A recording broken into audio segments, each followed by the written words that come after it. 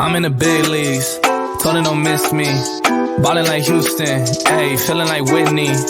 I need a bag, bruh, send it through quickly. How are you doing, football fans, USFL fans, but most importantly, Houston Gamblers fans? Welcome to Gamblers Table Talk. I am so incredibly excited about this episode. I have the honor of being, I believe, the first person that covers the USFL to interview the new general manager of the Houston Gamblers, my favorite team in the world, Lionel Vital. Lionel, how are you doing tonight, man? H, I'm good. Good to be here, man. Good to be here. Talk about the the Gamblers, and excited about the city of Houston. Yes, sir. Oh, this team has such a rich history, and I absolutely love that. You know, the new GM, it was kind of mysterious. I heard that the last one was gone. I didn't know who was coming. And all I wanted someone who had as rich of a history as the city of Houston. And we absolutely got that in you. Man, you are just kind of a little daunting because you have done so much in the world of football that I was very nervous. You know, I didn't know if I wanted to reach out. I was like, oh man, this guy, he's done so much. But, you know, I went and I read your website, LionelVitalTeam.com. I went and I looked at it, and you said, take a leap and make a lasting connection. And I was like, let's do it. I want to go do that with Lionel. And I reached out to you, and man, you responded the next morning because I reached out a little late, and I absolutely love it. So thank you for just coming on the show in the first place. Well, good. Thanks for having me. Me. So something that I heard you say in another interview that I absolutely love, and I think is a great way for people to kind of get to know you at the beginning of the interview, is that you said there's a term that you absolutely love. It's that when someone comes from the mud, that they come from just, you know, rags to riches, and that you are a story like that, especially in the game of football. What do you think where you come from as a person, you know, with your childhood, moving up in the world of football, how do you think that formed your football life, and how does that still affect you today in your choices and how you interact with people? Yeah. I've come up, you know, I'm see myself as that little guy, that underdog guy that had to work his way up the ladder, and, you know, no excuses, never a victim. You have an opportunity to write your own story. And that's how I look at it, from little small school, Nicholls State, and NFL, and now Houston Gamblers. And nothing is too big or too little for me. I love learning, and I love new opportunities. Man, it absolutely shows. And I love that you said, you know, you're the underdog. Everybody loves an underdog story. And to see someone go, you know, just grow career-wise the way that you did, I absolutely love it. A big thing that I love is watching the way that you went to Nicholls State. I heard you talk about it in actually your Hall of Fame speech for Nicholls State, because you are in the Hall of Fame for their sports at that university. And you said that you were deciding whether you wanted to play baseball or football. And the football coach who was there, he thought that you were just a genuine guy, and he loved your talent, and he thought that you were the dog that had the most fight in him. But he was getting fired. And so he left, and he recommended to the new staff that was coming in to pick you up. What do you think about you made that much of an impact on a coach that while he's on the way out, he's going to recommend you to the next person who's taking his place? Yeah, well, first, that was my only scholarship. That was the only offer I had in football. And, you know, my high school coach, he really he begged those guys to sign me. And that gentleman, the coach who was recruiting me, was leaving. He was on his way out. Nice guy. He told the new staff, he said, hey, you got to get to know this guy. So we kind of had to court those guys and beg them to not because they don't have to commit to you when they come in. Yeah. And they hung in there with us, and we got the offer, and one offer, and we took it from there. Well, that offer absolutely worked out, because you go to Nicholls State, you ball out, you look fantastic. You know, everybody who said, oh, he doesn't have the size, all that stuff, you showed that they were completely wrong. And you go and you get drafted into not only the NFL, but you were drafted into the original USFL back in the 80s. Yeah. You were taken number 187 by the Redskins, I believe. You were taken the Chicago Blitz, I think. Yes. Well, to the Redskins, you were taken 187. Yeah. And then you were taken to the Chicago Blitz 185. So I think that's very interesting that you were, 2 spots away in each league, but you already way back when had some sort of tie to this league. And I absolutely love that. But the question I want to ask is that you go to the Redskins. You said that you absolutely tore your hamstring up to the point where one is bigger than the other still, which I think is hard. Yeah. And you spent a lot of time in the NFL on IR. Now, you definitely still hold the most yards per game record for your 3 games that you played with the Redskins the year that they won the Super Bowl in '87. But in the time that you spent on IR, I was thinking about it. And when I was injured back in football, I spent a lot of time watching the other guys in my position and watching the team, watching the defense and how they worked and how people fit. And I was wondering, do you think that the time you spent in IR in the NFL kind of mentally prepared you for being a scout later on and being an administrator in the NFL? Well, it did. I came from a small program, like I said, Nickel State. So when I got to the NFL, I was too respectful. And I learned in life that, and kids can learn this, you can take respect to a limit. And then after, you just got to go get it, man. You can't apologize for being good. Don't dim your light. And I found myself dimming my light, when I was a little guy coming out of Nickel State. I was telling everybody, I was holding bags and glad to be there. No, go there to win it. Go there to take it all. And that sort of transitioned to my scouting career, and that I wasn't going to be this nice guy in scouting. And I think that's why I last so long in it, just because I didn't come in here to hold bags or to yes sir, no sir, everybody. I'm respectful, but I'm here to win things. Yeah. So during your NFL career on IR, you really learned, I think, almost the more personal side of football and, the mentality that you need to have. And I love that you created that mentality and that you realized that in yourself, because you went on and in your Hall of Fame speech at Nickel State, I absolutely love this speech. I thought it was fantastic. You mentioned that a lot of people work their ass off to be a scout, and you don't work at it. And I think that was so cool. Wait. Let me clear it up. I work my ass off, but scouting is natural to me. I can do this shit in my sleep. Yes. Okay? This is natural. I understand players. I understand coaches. I understand football. Yes. I know what I'm looking at. I got a great feel. I can break it down. Okay? This is what I'm the most confident in my life at doing, scouting football players. Yes, sir. Okay? So when I say I don't work hard, I work hard, but it's easy for me. That's why I last 35 years in the National Football League. I love this. Oh, I absolutely love that. I thought it was just you had just told the story about how you were too respectful, and at some point you have to just accept that you're good. And then you went into saying how scouting just comes to you. Like, you don't have to work up from the ground from it because you just understand it. And I just loved that you literally practiced what you preached in the same sentence. It was so cool to me that you went, I don't have to work at it. That kind of confidence. No, that's what you want to see, right? That's what you want to see in a general manager. This is what I know how to do. Yes. Okay. I can scout.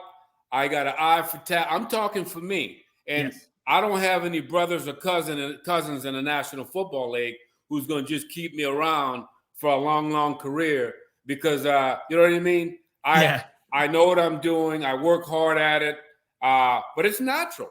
Mm-hmm. So I don't go into any meetings with intimidation, like, oh man, what am I going to do? No, I understand this stuff. So it's been great. It's been a long ride and I've enjoyed it. And I really look forward to this, the USFL. It's another twist. And when I got the call from the head coach, I was retired and just enjoying life in the gym every day, working out, talking to kids around the country, mentoring kids, talking to college football teams. CJ called and says, Lionel, man, I've got about 8 guys I'm interviewing, but I did my homework. I'd like to talk with you. And I said, CJ, I'm having fun here, man. I told him no. I told him I'm good. Really? Yeah.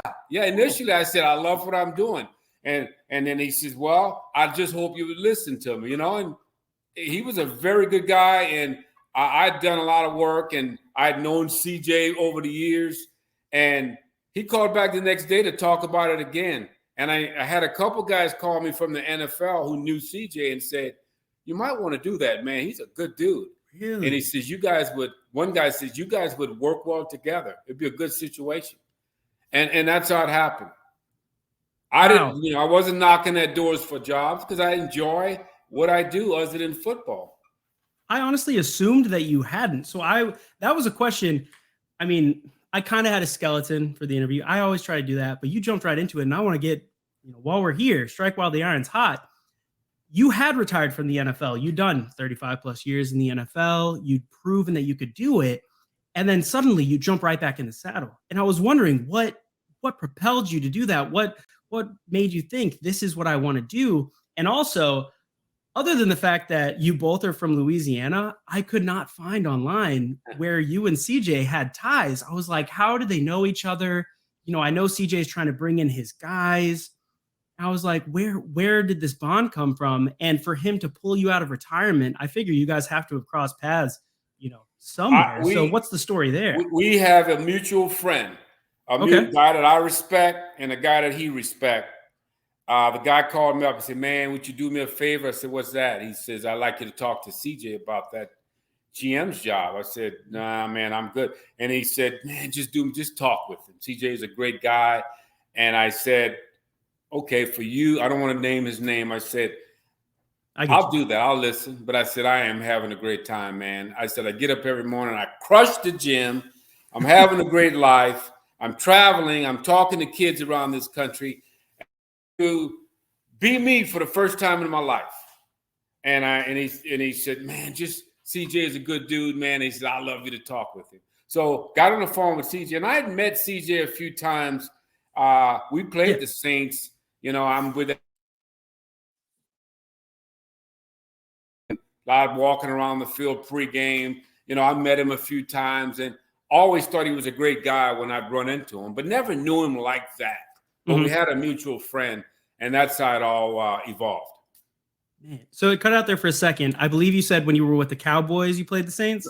No, when I was with the Falcons. The Falcons, okay. We Saints, same division, and so we'd play those guys twice a year. And then I met CJ a couple of times at like all-star games and combines. Always a guy that everybody loved being around. Yeah.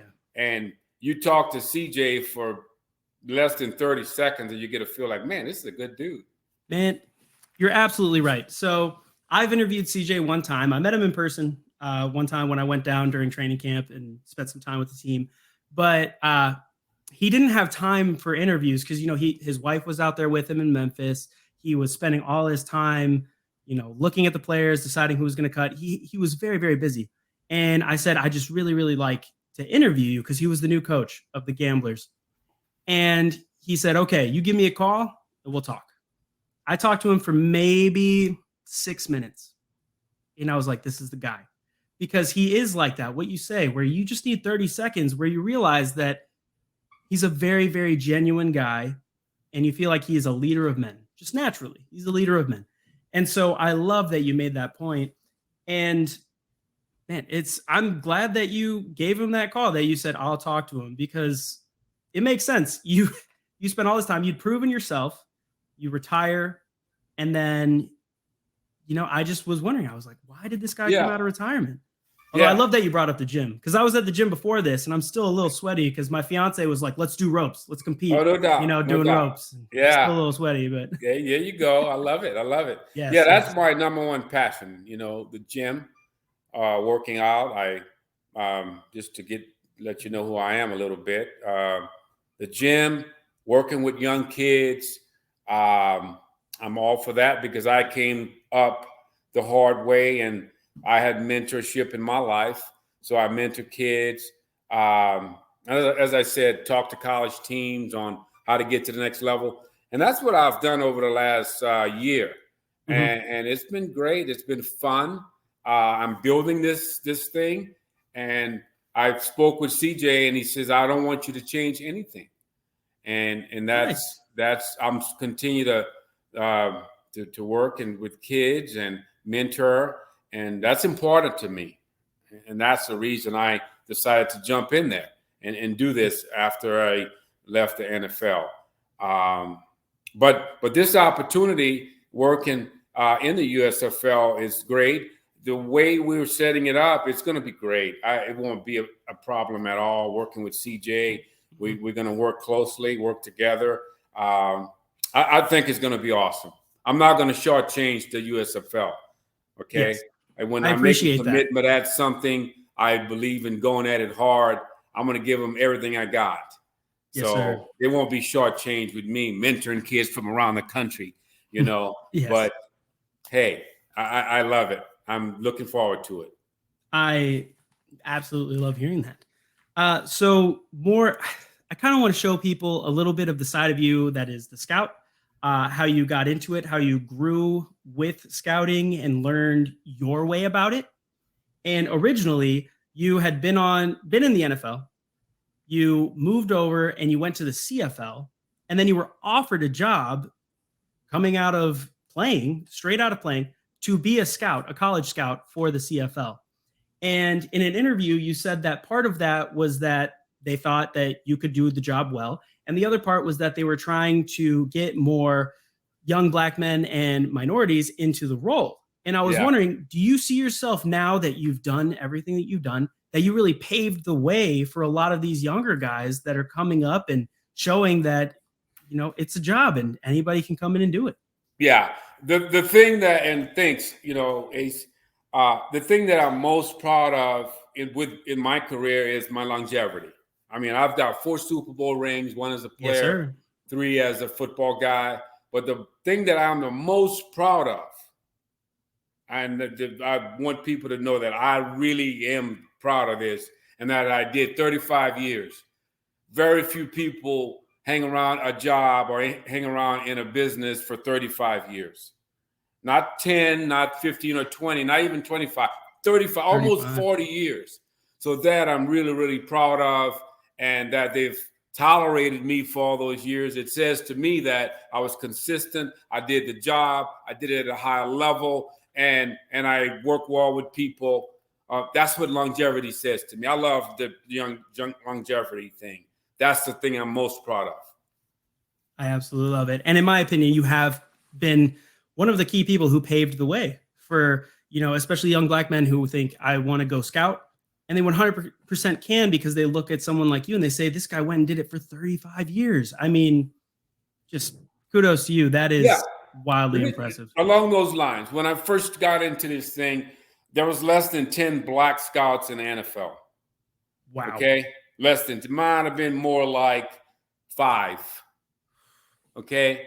And I had a couple guys call me, the old school guys, say, hey, you got a great opportunity. You just work hard. Well, working hard wasn't a problem. I came up, my mother was, she was a hard worker and a grinder. And her deal was, you're not going to be a victim, man. You're going to work your butt off. And it's always in the back of my head. Get things done, be dependable, and don't make excuses. I'm never going to make excuses about anything. If we missing a player, hey, I just got to get better. No excuses. So it's really transitioned into my whole life, coming from my upbringing into the scouting world, and that's what we got. That is fantastic. And I love that you brought up your mother, because I had a question about that, where she taught you a lesson back when you were young, when I believe you said you didn't feel like talking to your grandma. And she said, no, you never know what's going to come out of talking to someone, what's going to come out of being nice to someone. And you told a story about Will McClay, who was the coach for the AFL's Detroit Dive. And you were on the Cleveland Browns and you were a scout, and he was calling everybody in the NFL. And then nobody would return his calls. He was an AFL coach. Nobody in the NFL cared about him. And the only person who gave him the time of day and treated him like he was somebody was you, because of the lesson that your mom told you about you never know what a person is going to do for you down the line or what they're going to mean in your life. And I just wanted to speak on how, well, one, the AFL, alt football, spring football, this stuff, it really does go back in your career from being drafted in the USFL, from him, being the guy who said we should talk to him for the Cowboys when he was with Jerry Jones and wanted you to come over there. And then 2, how that has affected you throughout your life where you just treat people nice and man, good things come from it. Yeah. My mother always said, she said, you're going to treat people right. She always told me that. I was a little boy growing up. And if I got out of line, she'd tell me, you're going to treat people right. And I could still hear that in the back of my head. And it became who I was. No matter who you are, I'm not too big to talk to anyone. The little guy, the big guy, you can learn from everybody and you just never know. Well, yeah, with Will McClay, that story, when Will called, I was with the Cleveland Browns and nobody wanted to talk to him, he said, around the whole league. Every time he'd call a team, they'd be like, AFL guy. Mm-hmm. And then so they put him to my desk. I was a young scout at the time, and then I went over our roster with Will McClay, and he never forgot that. Now I forgot that because I met Will some 30 plus years later at the combine, and he came up and he shook my hand and all that. And I said, who is this guy? I didn't even know who the hell Will McClay was, right? And so he shook my hand, and we kind of chatted for a few minutes, and that was it. Well, then after the Atlanta Falcons and I parted ways, I get a call from Will McClay, the same guy I was nice to on the phone when I was with the Cleveland Browns 30 years prior to that night. He calls me and says, hey, I'd like you to come and talk to the Dallas Cowboys about being our college director. And I'm saying, shit, what is he doing? I don't even know this guy. But he remembered me. Mm-hmm. And that goes back to what my mom said, treat people right, because you never know who will circle back and be there for you. Well, heck, I get 6 years with the Dallas Cowboys to end my career because I was nice to Will McClay on that phone 30 years ago when nobody else wanted to talk with him. I love that. And I thought it was so cool. Well, first, as a little guy, I love that your mom really preached that because you didn't have too much time for me. You said, yes, let's have an interview immediately. So I absolutely love that. And I will always be a fan of your mom. So love that. But I love that you did not know why Will McClay wanted you with the Cowboys. You got hired. You were there in your office working late one night. And you were talking to your wife and you said, I just don't know why they wanted me here. I don't get it. You said it was the year that you guys drafted Zeke and Dak. So that was a big year. But she said, go into his office and ask him. And you went in and you asked Will McClay why. And he told you that story. And I think that's so cool. Everybody says the football world is a small world once you're fully in it. And I think that is an absolutely prime example. And one of my favorite stories I've heard so far, honestly. Yeah, I was in the office one night and I said, why I'm over here? I don't even know who I'm working for. So I went in there and I asked Will, I said, why'd you hire me? Yeah. I said, I don't even know you, man. I said, I've met you a couple of times. And because I was just up there one night late and doing some work and he was in his office next door. And I went in there and I was just curious. I said, dude, because I didn't really know Will McClay. Mm-hmm. And he says, let me share something with you, Lionel. He said, you don't know this, you don't remember this, but 30 years ago or some years ago, when you were with the Cleveland Browns, he says, you spoke to me on the phone for about an hour going over your roster.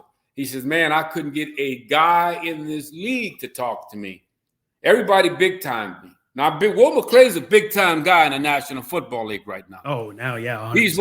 He's one of the household names in football. And everybody wants to talk to him now because they want jobs. But I spoke with Will back then when he had first come up. And he was with the Arena Football League. And and he remembered that. And he says, man, he said, I never forgot that. He says, you talked to me. He says, you were thorough. You had a great attitude about it. And he says, that always stuck with me. And he says, I followed your career. I followed you guys as you came up, through the ranks from a area scout, a college scouting director, a player personnel director. He says, I followed you the whole time. But he says, I never forgot you, man, that you took the phone and nobody else in the NFL would talk to me. So be good. You never know. Treat people right. You never know. And that is a free tidbit out of the motivational speaking of Lionel Vital. Absolutely. Everybody watching this, you just got a fantastic life lesson. Absolutely fantastic. Those are words to live by 100%. My dad told me something very similar. Look where I am now. I'm talking to Lionel Vital. So definitely take those words. But, he said he followed you your whole career. There's another guy that I'm hoping you followed his career because now you're in the same league. I was going through your website, LionelVitalTeam.com. Anybody go check it out. It's a very well put together website. And it has quotes from people talking about you. A lot of big names in the NFL and college football, Nick Saban, these people. But one of the people, I'll put it here, probably can't read this, but people watching it on their phone can read it, but I'll read it for you. It is Mike Nolan, who is currently the coach of the Michigan Panthers in the USFL. He's the head coach. He says, Lionel Vital is one of the most thorough evaluators of talent and character that I have had the privilege of working alongside. His experience scouting the entire country and accurately profiling players is second to none. He will teach you valuable and sometimes surprising insight into the things a scout looks for in players. Any college athlete that with aspirations to lengthen his career or her career as a professional will gain valuable insight listening to Lionel. And one, I think it's so cool that both you and Curtis Johnson have ties to Mike Nolan, because in my short, like I said, 6-minute interview with Curtis Johnson, he brought up that he's excited to coach against Mike Nolan because his wife cooks the best cookies in all of football. So ask him about that. That should happen. Yeah, but Kathy cooks great cookies. Yes, cookies. But I loved that it was on your website, Mike Nolan right there. So 2 questions. One, how excited are you to be in a league with someone that obviously you're close with, that you take his thoughts, very well, you appreciate him, to coach in a league with him or be a general manager in a league with him? And 2, what are some of the things that he says, go into profiling players that he learned from you that a lot of scouts don't talk about? What are some of the things that you think you look for in players that are unique to the Lionel Vital equation, like what you look for? I try to get in the guy's head, man. I try to get a feel for him, to know how he thinks and what makes him tick. And the number one thing I look for, and I'll just throw it out there, everybody knows, if you're not tough, I don't want, it's not going to work out. I learned back in the day as a player, and it was told to me by a lot of different NFL head coaches, listen, if you're not a tough guy, you're going to lose a lot of games. Toughness is big in the league. Toughness, competitors, of course, guys that are smart. You got to be smart enough to play. And we know you're going to have the height, weight, speed, all that stuff, or you wouldn't be evaluated. But you got to be tough. And that's one thing I look for. Guys that are tough, tough guys win. And guys that love to play the game. And there's a couple other little details I look for, but those are the ones that I really hone in on. I like that. And then being excited for kind of putting together a team to go against Mike Nolan. How is that? Mike's into scouting now. He's a head coach that loves to scout. We worked together in a couple places. The last time we worked together was in Atlanta, so we would sit in the room, watch tape, talk about players. And Mike's very respectful to the personnel side of things. Really, he wants to know what the scout's thinking. And so I loved it. I love giving him my information and, hey, Lionel, tell me some more. What do you think of this? And so I would dig deep. And so we've stayed up a lot of nights, watching tape, breaking things down, watching players. Hey, what are you looking for right there? What's that? What do you think of that? He's an open-minded coach. And so, yeah, it's going to be great playing against Mike Nolan and the Michigan team. And we're going to try to beat him up.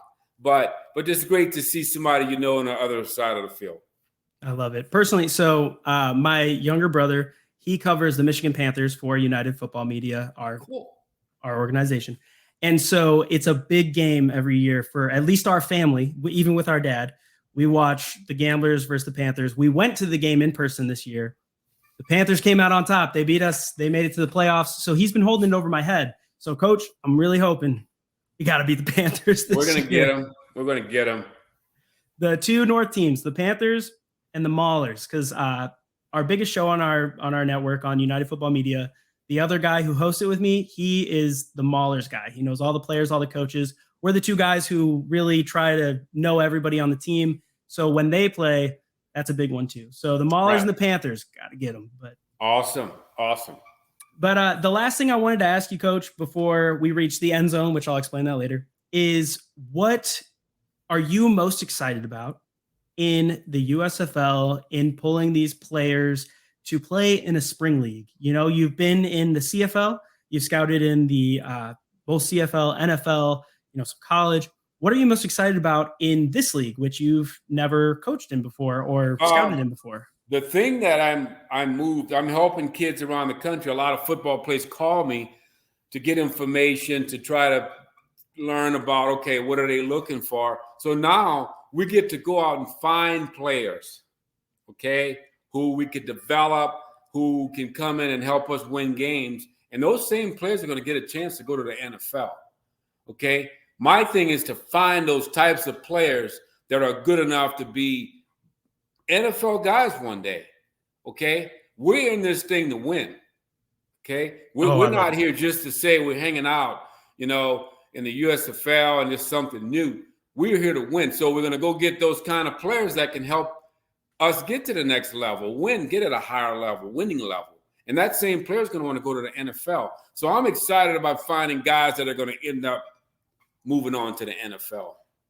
Ooh, that sense of pride there, you know, finding a guy who kind of, a hidden gem, diamond in the rough that you can watch move on. Yeah. I love that. That is the exact mentality that, one, the league is portraying and trying to push out there. And two, I love that this team portrays. So the fact that that is exactly your answer, that's exciting to me. Lionel, that makes me excited for the season. It's too far away. It's way too far away, but look forward to it, Ace. We'll get there. We got a lot of time to watch, you know, your signings and your process. So I'm very, very excited to watch all of that develop. But we have reached kind of the end of the show. I've asked all the questions that I want to ask. And when we reach the end of the show, we call it the end zone.